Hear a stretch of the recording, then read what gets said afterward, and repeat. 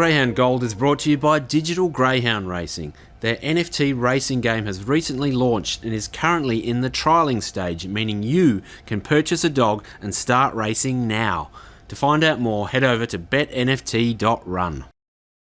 Hello, welcome along to Greyhound Gold. David Short and Brett Honey with you for another week. Hello, Brett. Hello, Shorty. Good to be here. And yeah, looking forward to this weekend. 2 heats of the Sandy's Me Mum. We just start to get ready for these big features coming up in March. And of course, in April there with the Sandgroper, but Perth Cups, Galaxies, Derbies, Oaks are all on their way. And through these feature races coming up, like the Puppy Classic and the Sandy's Me Mum, we just start to see who might be the dogs who are going to be warm favourites in those kind of races. So no, looking forward to those 2 heats and a good card there, Mandurah on Friday night as well. Indeed. Let's go back to last Friday night down there at Mandurah. There's a cracking free-for-all over the 647 metres. It's the race we'll have a look at here. Columbus Manelli begins well in the early stages, but you can see out wide, Soda Seville just swoops it, rolls to the top. At that point, Columbus Manelli needs to get back about finding the top again. Just off them there, Zarbel and Pilbara. Soda Seville continues to lead, but you can just see up underneath there, Columbus Manelli with that great Mandurah record, takes over turning for home,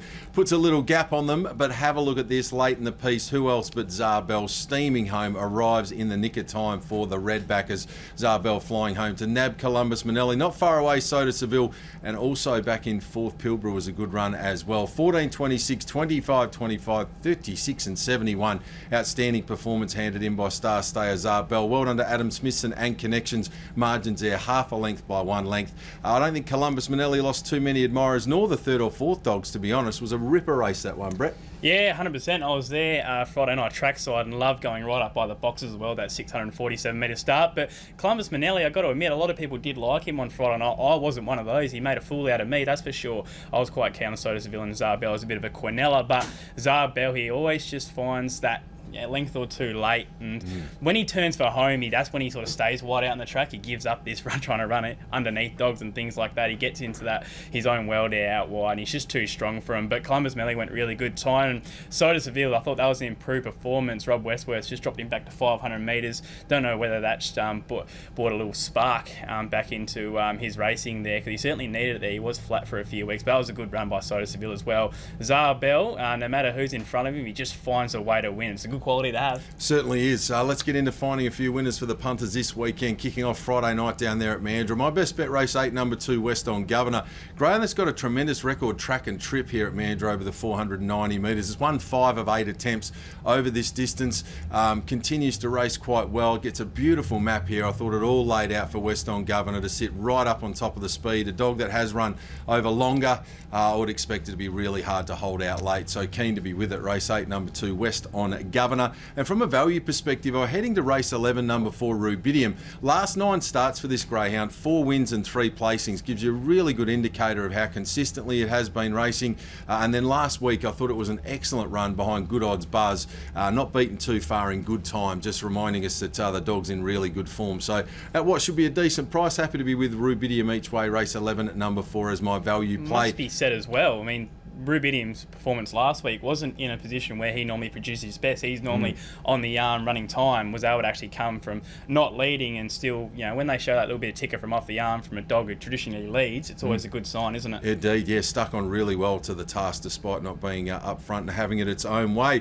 Over to you, best bet and value for Friday night, Mandurah. Yeah, I've always said you're a good judge, Shorty. Race 8, number 2, West on Governor. Hasn't been a dog in the past that I've got on with a lot on the punt, but no excuses here, as you pointed out. 5 of 8, track and trip. I didn't think it was an overly strong mix 4-5 race. That 27.55 PB certainly stacks up. No pace in 1. We got a greyhound in all spiked up. He likes to use a bit of the track there in box 3. Brand new me, no pace, box 4. So he should be the one chasing maybe an Impact Mac who could potentially lead this race. But West on Governor with that 600 metre form now on his side should just be getting the job done there. Race 8, number 2, West on Governor. For a bit of value, race 7, number 8, Launch Control. Now West on Fever will be the favourite in this race, and he got the job done for me last week, which was quite nice. Now there is a bit of pace around here. We saw Good Odds Buzz lead last week. Naval Guard led a birthday cup heat. So there's just those few questions there, and Launch Control with some of those good dogs in this race, we could be getting a price here, and he was unlucky last week. I don't think he would have got West on Fever, but he was carted off the track by Ollie, who is certainly a wide runner. He's actually pretty good from box 8 Launch Control. He's much better going around dogs. If there is that little bit of jamming there on the inside, he's certainly one that can take advantage, and if one does get to the lead pretty easily, he can still certainly run a place. I think we'll be getting an each way price there with Launch Control. So race 7 number 8 Launch Control to go. The race 8 number 2 West on Governor there on Friday night. All right, let's head to Cannington on Saturday night. Best bet for me is the dog we just saw win that free for all over the 647 metres. Zarbel, not likely to be getting flash odds, but you will be getting a winner. This dog's just airborne again. Adam Smithson's done a superb job with Zarbel. Confidence is through the roof at the moment. Comes up with box 1 over its favourite distance, 715 metres. As much as you like on here, punters, just keep heaping it on. It'll be getting the chocoladas. And value-wise, going to race 5, number 3, Granite Song. Now, this dog was a really good 4th last week in the free-for-all against high-quality opposition. You'd say, Sandy's me mum, heat shouldn't be a drop in class, but it actually is on what it raced against last week. This is easier. And generally when Granite Song runs into the easier style of race, the slight downgrade to a mixed 3-4, 4-5, or comes up against less experienced runners, Granite Song generally finds a way to be on the podium, and normally there's a gold medal around the neck. So I think it'll be a decent price, and I think it's a great value play on Saturday night. So for me, BB race 4, number 1, Zarbel, value race 5, number 3, Granite Song. Who are you liking, Brett? Yeah, just quickly, Shorty, I saw a price early doors with Tab Touch, $12 for Granite Song. And what you get with this dog, he's got a heart of a lion. He can run time, he can do all those things, but if he does find himself in a bit of trouble, he will keep on coming. So if he wins, if he doesn't win, he can certainly run a hole there. And I've just seen your eyes light up. $12 with Tap Touch. I think he will be heading to the website straight away after this video. My best bet, I found it really hard to find a best bet, to be honest, Shorty. So I've gone with 2 that should be pretty good prices, and if one gets the job done, we'll have a nice night at it. Race 6, number 5, Pudding Manelli. This is a superb performance in the Kanyana Cup final on Tuesday night. And you think Tuesday Provincial 490 race, that's not great form for a race like this, but you look at some of the dogs that were in that race, and some of the checks that this dog copped, it was pretty incredible. They still ran second. I know there was some trouble again up in front of him, but you still got to get past all those dogs. He has really strong run homes at Mandurah. He's broken 30 just at Cannington before when he was a younger dog. You have to think he's a better dog now, so he's probably capable of going around that 29.8 mark. I think Pudding Manelli gets a bit of luck early through that first turn. He won't be near the lead, but there are a few speedsters in this race. If he just gets some first turn luck, he can absolutely play a part there. Race 6, number 5, Pudding Manelli. And for a bit of rally, race 7, number 1, Set Me Free. Now, this was the race, the final of a 600 that was meant to be run last week. Has now been run this week, obviously, with that meeting being abandoned. Now, all the money's going to be for 2 dogs here, Couch Surfer and It's a Dime. Now, Couch Surfer's drawn next to West on Comet, who's a wide running type and has been showing a bit of early speed in recent times. Set Me Free's got box 1 underneath West on Comet. He's not the fastest dog in the race, Set Me Free, but he's going to take a lot of improvement out of that 600 metre run last weekend. It's worth noting he has won over 600 metres on a city meeting at the Meadows. So this dog can clearly run the trip. Ran a pretty good time last week, should improve off that. He's not the fastest dog in the race, but for mine, he gets the best chance to run his PB. And for that reason, he's going to be a price with how good the field is. Race 7, number 1, Set Me Free. If you still like one of those other 2 dogs that are going to be hot in the market, maybe throw them around in the exotics and things like that. But I'm pretty happy to have a bet here. Race 7, number 1, Set Me Free to go. Race 6, number 5, Pudding Manelli.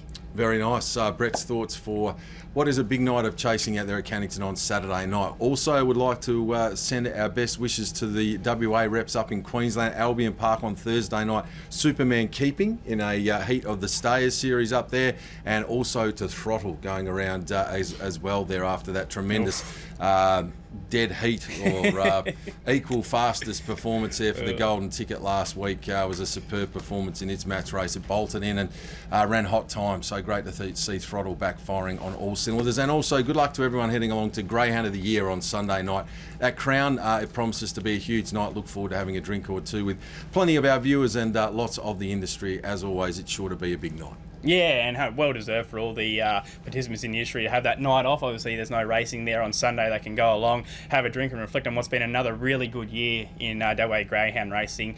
Wouldn't mind having a bet on Vice Group to take out Greyhound of the Year. What price can you give me? No betting. I wouldn't have thought. Looks pretty hard to beat off what's a phenomenal year, and of course now in retirement and loving his life in retirement as well, of Vice Group. There we have it. That is us done and dusted for another week. Be sure to be tuning in this time again next week for our next edition edition of Greyhound Gold.